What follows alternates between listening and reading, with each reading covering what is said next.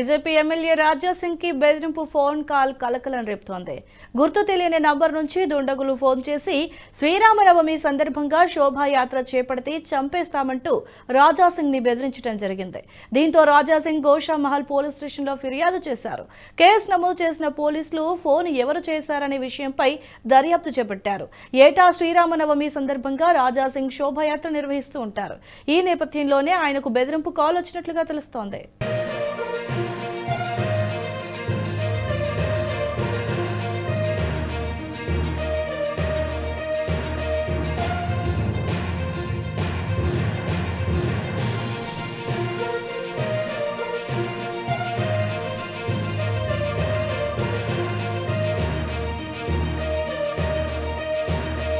ఈ వీడియో మీకు నచ్చినట్టయితే లైక్ చేయండి, 10 మందికి షేర్ చేయండి. అలాగే కామెంట్ల రూపంలో మీ అభిప్రాయాలను మాతో పంచుకోండి. Nationalist hub group of channels ను సబ్స్క్రైబ్ చేసుకుని తెలుగునాట జాతీయవాద జర్నలిజాన్ని ప్రోత్సహించండి. ఈ వీడియో కింద ఉన్న బెల్ ఐకాన్ పై క్లిక్ చేయడం మర్చిపోవద్దు.